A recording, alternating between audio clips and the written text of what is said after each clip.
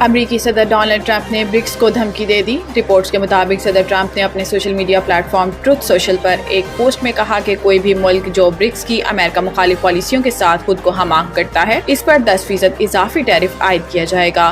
اس policy میں کوئی استثنا نہیں ہوگا۔ اس معاملے پر توجہ دینے کا شکریہ۔ صدر ٹرمپ نے اپنی پوسٹ میں امریکہ مخالف پالیسیوں سے کیا مراد ہے، اس کی کوئی وضاحت یا تفصیل فراہم نہیں کی۔ یاد رہے کہ برکس گروپ کی بنیاد 2009 میں برازیل، روس، بھارت اور چین کے رہنماؤں کی پہلی سربراہی کانفرنس میں رکھی گئی تھی۔ بعد ازاں جنوبی افریقہ کو بھی شامل کیا گیا۔ گزشتہ سال اس بلاک میں مزید ممالک مصر، ایتھوپیا، انڈونیشیا، ایران، سعودی عرب اور متحدہ عرب امارات کو بھی رکنیت دی گئی۔ صدر ٹرمپ کے اس بیان کو عالمی تجارتی حلقوں میں خاصی اہمیت دی جا رہی ہے، کیونکہ یہ امریکہ کی خارجہ اور تجارتی پالیسی میں ایک ممکنہ سخت رویے کی عکاسی کرتا ہے۔ حوالدار لالک جان شہید نشان حیدر کا 26واں یوم شہادت مزار پر پھول رکھنے کی تقریب۔ اس موقع پر صدر آصف علی زرداری، وزیر اعظم Shehbaz Sharif, field marshal Syed Asim Munir, chairman joint chiefs of staff committee, سربراہ پاک فضائیہ انویل چیف اور افواج پاکستان نے حوالدار لالک جان شہید نشان حیدر کو خراج عقیدت پیش کیا۔ حوالدار لالک جان شہید نشان حیدر کے 26ویں یوم شہادت پر غزر میں ان کے مزار پر پھول رکھنے کی تقریب ہوئی، جس میں commander force command northern area major general Syed Imtiaz Hussain Gilani بطور مہمان خصوصی شریک ہوئے۔ اس موقع پر چاق و چوبند دستے نے حوالدار لالک جان شہید کے مزار پر سلامی دی۔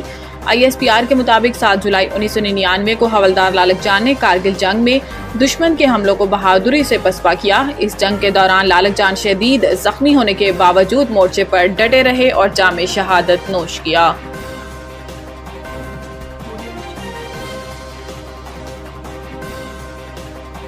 غلط بیانی پر وزیر اعظم نااہل ہو سکتا ہے تو ایوان کو تماشا بنانے والے کیوں نہیں؟ اسپیکر پنجاب اسمبلی لاہور میں پریس کانفرنس کرتے ہوئے ملک احمد خان نے کہا کہ کچھ ارکان اسمبلی کو معطل کیا اور کچھ کو نوٹس بھجوائے۔ اپوزیشن لیڈر نے سوال اٹھایا کہ میں ریفرنس بھجوا سکتا ہوں یا نہیں؟ میری رولنگ کے خلاف بہت کچھ کیا گیا، بہت کچھ لکھا گیا۔ انہوں نے کہا کہ بجٹ کی کاپیاں پھاڑی گئیں، شور شرابہ اور وزیر خزانہ پر حملہ تک کیا گیا۔ ایوان میں احتجاج کی کچھ حدود و قیود ہونی چاہیے یا نہیں؟ اس بات کو تسلیم نہیں کرتا کہ قائد ایوان یا قائد حزب اختلاف کو تقریر نہ کرنے دی جائے۔ میرا مقام تو پنجاب کے 12 کروڑ لوگوں کے حق کا ہے۔ اسپیکر کا کہنا تھا کہ مجھ سے کئی ارکان نے کہا کہ 62-63 کے مطابق فیصلہ کریں، مگر میں دفعہ 62-63 کے خلاف ہوں۔ آرٹیکل 62-63 آمریت کی نشانی اور اسے جمہوریت کے خلاف استعمال کیا گیا۔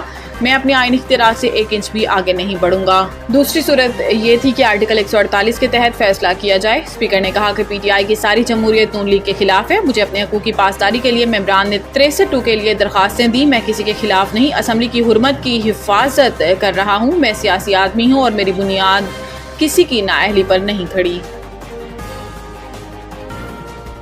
حکومت اور اسٹیٹ بینک کے سخت فیصلوں سے معیشت بحال ہوئی۔ گورنر اسٹیٹ بینک کی جانب سے women entrepreneur finance code Pakistan کی افتتاحی تقریب سے governor state bank Jameel Ahmed, deputy governor Saleemullah, ایشیائی ترقیاتی بینک کے نمائندے نے خطاب کیا، جبکہ مقامی بینکوں کے صدور بھی تقریب میں موجود تھے۔ تقریب سے خطاب کرتے ہوئے governor state bank Jameel Ahmad نے کہا کہ وی فائنانس کوڈ کو ممکن بنانے پر ایشیائی ترقیاتی بینک کی ٹیم کا شکر گزار ہوں۔ پائیدار معیشت کے حصول کے لیے میکرو اکنامک استحکام کی ضرورت ہوتی ہے۔ انہوں نے کہا کہ ماضی قریب میں ہماری معیشت کو کئی مسائل درپیش تھے، تاہم حکومت اور اسٹیٹ بینک کے سخت فیصلوں سے معاشی بحالی ہوئی۔ اس وقت افراط زر کم ترین سطح پر ہے۔ Current account surplus, state bank کے ذخائر بہتر شرح مبادلہ مستحکم ہیں۔ گورنر اسٹیٹ بینک کا کہنا تھا کہ ماضی کے مسائل سے بچنے کے لیے ضروری ہے کہ ماضی کی غلطیاں نہ دہرائی جائیں۔ ہمیں اس موقع سے فائدہ اٹھا کر پائیدار معیشت کی جانب گامزن ہونا ہوگا۔ انہوں نے کہا کہ مجھے خوشی ہے کہ ADB وی فائنانس کوڈ کو سپورٹ کر رہے ہیں۔ وی فائنانس کوڈ پروگرام کے تحت $50 کروڑ قرض فراہم کریں گے۔ پروگرام کے ذریعے لاکھ خواتین کو قرض فراہم کریں گے۔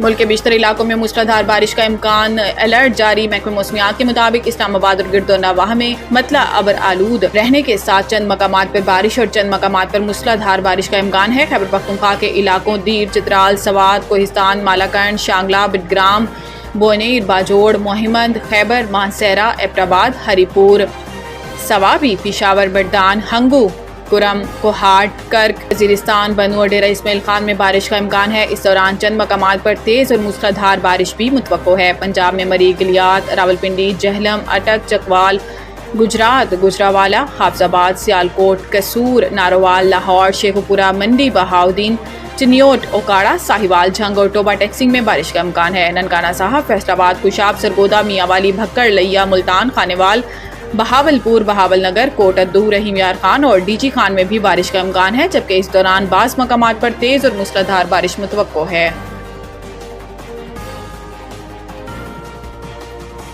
वियान मिल्टर को किंग बाबर कहकर तंज क्यों मारा, क्रिस वुक्स ने वजाहत कर दी। क्रिस वुक्स ने मुईन अली के साथ एक प्रोग्राम में किंग बाबर वाले कमेंट पर खुलकर बात की। इन्होंने कहा कि अफ्रीकी क्रिकेटर की इंस्टाग्राम पोस्ट पर किंग बाबर मजाक के तौर पर लिखा। सारे फैंस वियान मिल्टर को किंग बाबर के नाम से छेड़ते थे। जनूबी अफ्रीका लीग में वियान मिल्टर के साथ खेल चुका था। क्रिस का कहना था कि वियान मिल्टर और बाबर आजम के दरमियान पाकिस्तान में टेस्ट सीरीज के दौरान तलक कलामी के बाद पाकिस्तानी फैंस जज्बाती हो गए थे। मिल्टर को पाकिस्तानी फैंस इंस्टाग्राम पर किंग बाबर लिखकर छेड़ते थे।